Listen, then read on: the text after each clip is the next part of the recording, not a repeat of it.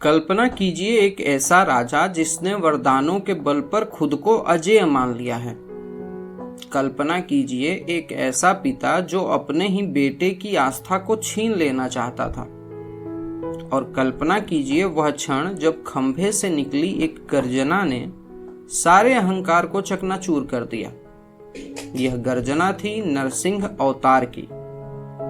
नमस्कार, मैं अनिरुद्ध और आप सुन रहे हैं जस्ट अनिरुद्ध, जहां धर्म पथ में हम आपको सुनाते हैं वो दिव्य कथाएं जिनमें छिपा है मानवता का सबसे बड़ा सत्य। आज की कथा है भगवान विष्णु के चौथे अवतार की, यानी नरसिंह अवतार की।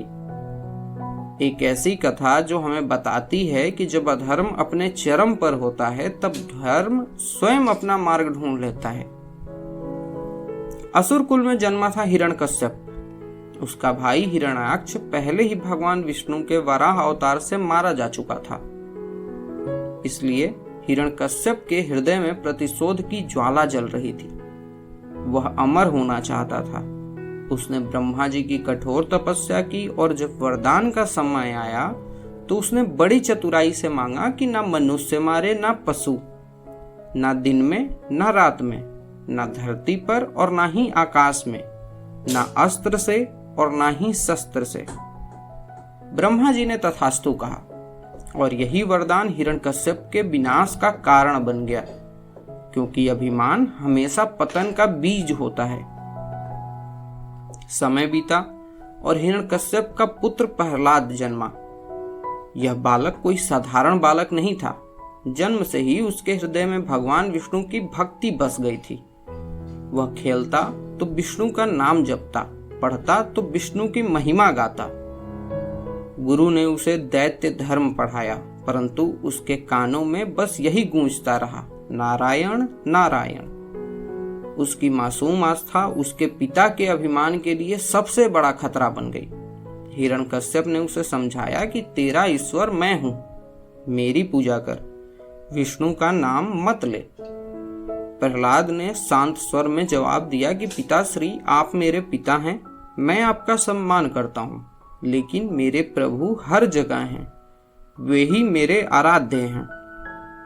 यह सुनकर हिरण्यकश्यप आग बबूला हो गया। उसने प्रहलाद को मार डालने के अनेकों अनेक प्रयास किए।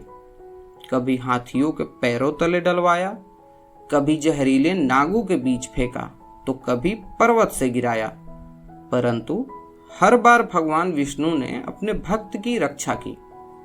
आग ने होलिका को भस्म कर दिया, लेकिन प्रहलाद सुरक्षित रहा। सांपों का विषय उसे छू भी न पाया। पर्वत से गिरने पर भी उसका बाल तक बांका न हुआ। हर बार प्रहलाद मुस्कुराकर कहता कि देखिए पिताश्री, प्रभु सर्वत्र हैं, वे मेरी रक्षा कर रहे हैं। अब आखिरकार एक दिन हिरण्यकश्यपु ने क्रोध में चिल्लाकर पूछा कि कहाँ है तेरा विष्णु? क्या वह इस खंभे में भी है? प्रहलाद ने निडर होकर उत्तर दिया कि हाँ पिताश्री, प्रभु इस खंभे में भी है, वे हर जगह हैं। हिरण्यकश्यपु ने गदा उठाई और पूरे जोर से खंभे पर प्रहार किया, और तभी पूरा महल हिल उठा। आकाश गर्जना से भर गया, खंभा फट पड़ा और उसमें से प्रकट हुए भगवान विष्णु नरसिंह अवतार में। आधा मनुष्य आधा सिंह, एक ऐसा रूप जो न वरदान की परिभाषा में आता था और न मृत्यु की सीमा में। उनकी आंखों में अग्नि निकल रही थी, उनकी गर्जना से दिशाएं कांप रही थी। नरसिंह ने हिरण्यकश्यपु को पकड़ लिया। यह संध्या का समय था, न ही दिन का और न ही रात का। उन्होंने न भूमि पर रखा न आकाश में, बल्कि अपने घुटनों पर। न अस्त्र का प्रयोग किया न शस्त्र का प्रयोग किया, बल्कि अपने नखों से। और उसी क्षण उन्होंने हिरण्यकश्यपु का वध कर दिया। वह वरदान जिस पर हिरण्यकश्यप का अभिमान टिका था, भगवान विष्णु के अद्भुत रूप के सामने बिखर गया। लेकिन नरसिंह का क्रोध थमा नहीं। उनकी गर्जना से देवता कांप उठे। कोई उन्हें शांत नहीं कर पा रहा था। तब आगे आया छोटा सा प्रहलाद। उसने नतमस्तक होकर अपने प्रभु के चरणों को छू लिया। उसकी मासूम प्रार्थना ने वह कर दिखाया जो बड़े बड़े देवताओं की विनती भी न कर सकी थी। भगवान नरसिंह शांत हो गए। उन्होंने अपने भक्त को आशीर्वाद दिया और यही सिद्ध हो गया कि सच्ची भक्ति सबसे बड़ी शक्ति है।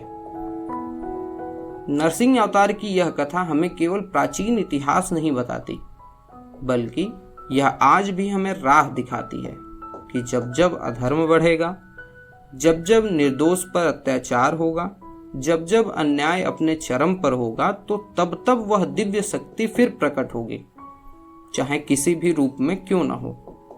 यह कथा हमें सिखाती है कि सत्य को दबाया जा सकता है, परंतु मिटाया नहीं जा सकता।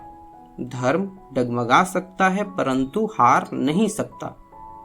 मित्रों, यही थी भगवान विष्णु के नरसिंह अवतार की गाथा। यह केवल एक धार्मिक कथा नहीं, बल्कि जीवन का शाश्वत सत्य है। हम सबके भीतर कहीं ना कहीं एक प्रहलाद है जो सच्चाई से जुड़ा हुआ है, और बाहर कहीं ना कहीं एक हिरण्यकश्यपु भी है जो अहंकार में डूबा हुआ है। हमारा प्रयास होना चाहिए कि हम अपने भीतर के प्रहलाद को जीवित रखें, क्योंकि जब हम सत्य के मार्ग पर चलेंगे तो नरसिंह रूपी शक्ति स्वयं हमारी रक्षा के लिए प्रकट होगी।